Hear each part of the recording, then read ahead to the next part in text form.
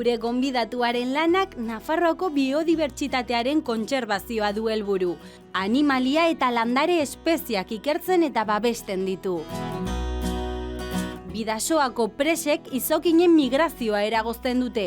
Hori dela eta, teknikarien erronka nagusienetako bat, oztopoa kentzea da.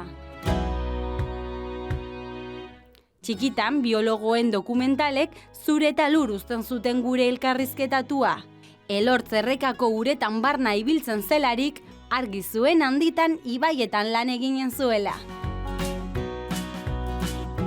Gaur, Nafarroako ingurumen kudeaketan lan egiten duen Josu Elso biologoarekin solastatuko gara.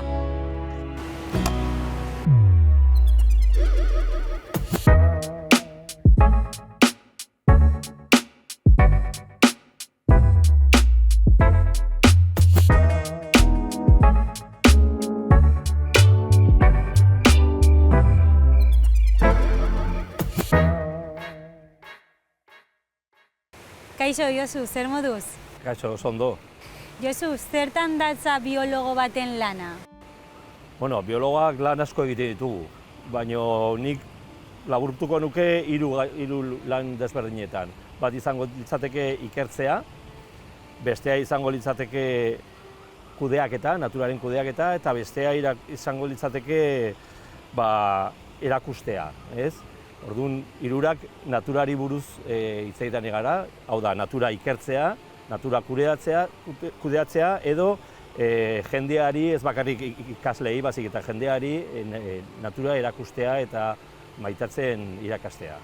Nafarroako ingurumen kudeaketan lan egiten duzu, zertan datza zure lana?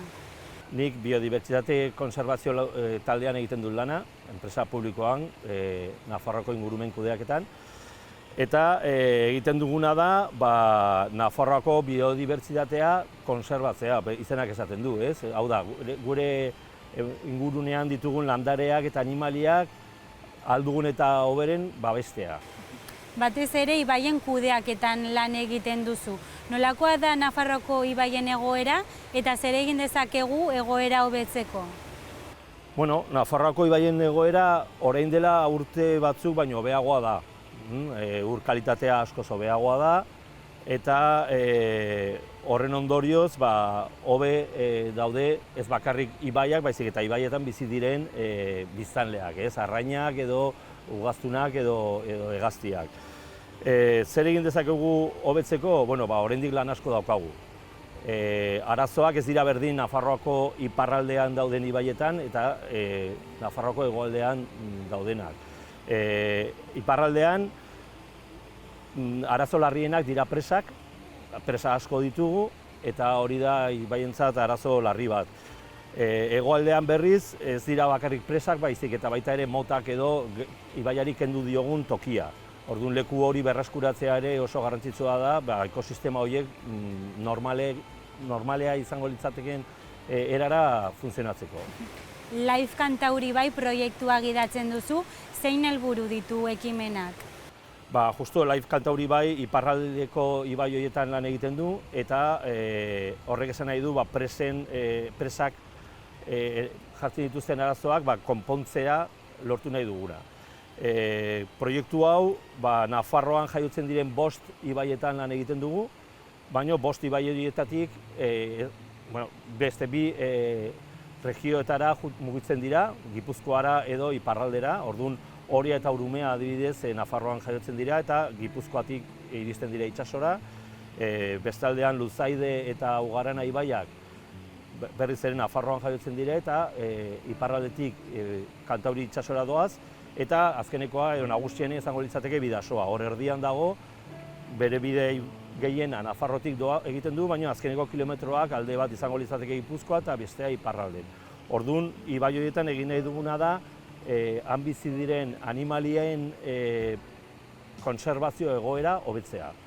Eta horretarako gure lan garrantzitsuena izango da, erabiltzen ez diren presak kentzea. Dagoeneko hainbat presa kendu duzue, emaitzak positiboak izan dira?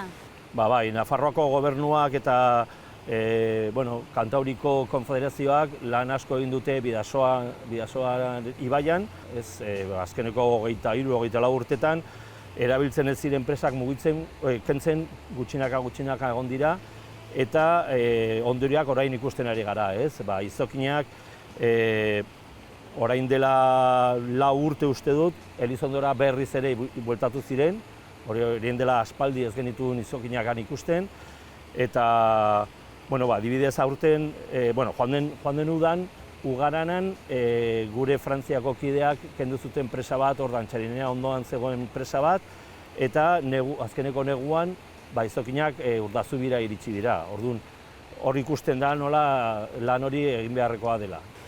Eta neurriak hartu direnetik uraren kalitatea hobetu da? Ez bakarrik uraren kalitatea, baizik eta ekosistema osoaren kalitatea, ez? Ura presetan, urak oxigenoa galtzen du, temperatura asko igotzen da batez ere udan, orduan presak entzerakoan oxigenoa berriz ere uretara bueltatzen da eta temperatura jaisten da. Hori guretzat oso garrantzitsua da, batez ere izokinarekin lan egiten dugunentzat, izokinek urrotza behar dutelako. Eta hemengo udak oso beroak izaten ari dira azken bolada honetan, eta orduan beharrezkoa da temperatura hori jaistea. Baina ez da bakarrik arrainentzat, baizik eta beste animalientzat, mugitzea ibaiatik gora eta bera mugitzea garrantzitsua da, eta sedimentoak eta nutrienteak edo ibaiak eramaten dituzten gauza guzti horiek mugitzea beharrezkoa delako. Nafarroako gobernuak beran duen harrapaketa espazioan zer egiten da? Hori da gure arrain migratzaileen jarraipena egiten dugun tokia. Oso garrantzitsua da, amurrai eta izokinen kudeaketan beharrezkoak ditugulako datuak. Eta izokinei buruz lortzen ditugun datu guztiak han lortzen dira. Orduan, itxasotik Bidasoara etortzen diren arrain guztiak handi pasatzen dira, eta hor badugu trampa bat, eta trampa horretan basozainek egunero begiratzen dute eta sartzen diren izokinak kontatu, zenbatu, harrak edo emeak diren eta neurtzen ditugu, pisatzen ditugu, datu guztiak hartzen dira, gero guk egiten dugun kudeaketa hobeago izateko, Eta adibidez, horregatik daukagu 80. hamarkadatik hasita oneraino badakigu zenbat izokin sartu dira Bidasoa ibaian eta jakin dezakegu populazioa nola doan. Epe motzan begiratzen baldin badugu, esango genuke adibidez 2022 urtean izan zen historiako txarrenetariko bat. Baina hortan bakarrik geratzen baldin bagara hori oso negatiboa izango litzateke. Baina jakin behar duguna da, animaliak normalean gora eta berakak egiten dituzela eta orduan epe handiagotan begiratu behar ditugu datuak. Eta azken 10-15 urteak hartzen baldin baditugu, eta ikusten dugu zenbat izokin ditugun, eta konparatzen baditugu orain dela 30 urtekin, asko sobe gaude. Orduan, nabaritzen ari da nola ibaian egin diren lanak, batez ere ur kalitatearen hobetzean eta presa kentzearekin, nola eragiten ari dute izokinari eta izokina gero eta hobe dago. Baina, esaten dudan bezala, kontuz egon behar gara urtero eta urtero. Adibidez, joan den urtean, berriz ere, orain dela 2 urte 80 izokin izan genitu, besterik ez, baina joan den urtean 308 izan ziren. Aurten ikusiko dugu, baina nire ustez goraka joan behar gara berriz ere. Orduan, positiboa naiz horri buruz. Gero izokinak arrainaztegira eramaten dituzue, zer egiten da hemen? Orain Mugairen gaude, Nafarroako arrainaztegian, eta hemen egiten den lana da naturan gertatuko litzatekena. Hau da, harrak eta emeak gure berako jarraipen estazioan harrak eta emeak selekzionatzen ditugu eta honak hartzen ditugu batzuk, 15 eme inguru, eta hemen egiten dena da naturan gertatzen dena, hau da, errutzea eta jaiotzen diren arrain txiki horiek hemen izatea, haundiak izan arte. Haundiak esan nahi dut, 15 zentimetro izan arte. Orduan horiek berriz ere ibaian jartzen ditugu. Zergatik egiten dugu hori? Ziurtatzeko neguan gertatzen diren egoerak txarra baldin badira, guk hemen izango dugu seguru bat bezala. Hemen jaiotzen diren arrainak ez dira hilko, eta horiek ibaian jartzerakoan ziurtatuko dugu berriz ere gure izokina hor bidasoan izatea. Zein ezberdintasun daude arrainaztegian eta ibaian jaio diren animalien artean?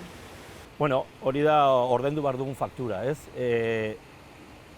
Guk hemen jaiotzen diren arrainak, ibaiak jaiotakoak bezalakoak dira genetikaren aldetik, arrak eta emeak ibaiatik hartu ditugulako, baina hemen egiten den selekzioa ez da natural selekzioa, baizik eta guk egindakoa. Hau da, arrain horietatik askok hilko ziren ibaian, indar gutxiena zutenak hilko ziren ibaian, baina hemen ez dira hiltzen.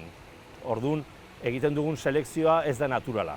Horrez zer esan nahi du, gu jarritako arrain askok, ibaian jarritako arrain askok, behar bada ez dutela bere ziklo osoa beteko. Nondik jaio da ibaiekiko zaletasuna?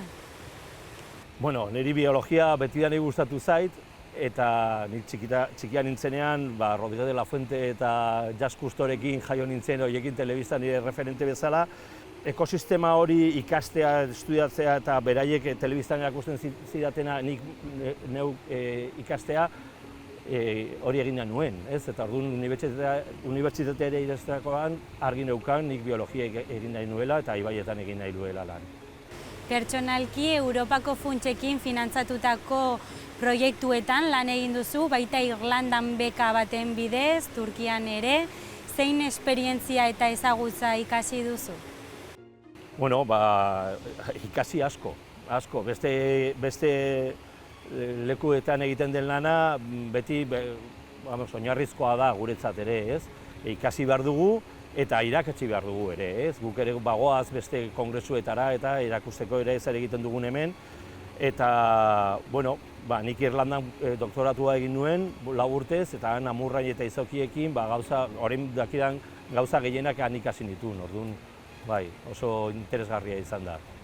Euskarak biologian eta zure bizitza pertsonal eta lanean ere lekua du? Bai, noski, nik hemen bidasoa ingurunean jende guztiak euskaraz egiten du, eta guk ere hemen euskaraz egiten dugu lan. Eta, hala ere, biologian inglesa oso garrantzia handia dauka ere. Hemen gure lurraldean lan egiten dugunean euskaraz eta erderaz egiten dugu, baina hemendik kanpo beti inglesaz ere egin behar dugu. Mi esker Josu gurekin egoteagatik eta hurrengora arte. Mila esker zuei gonbidatzeagatik.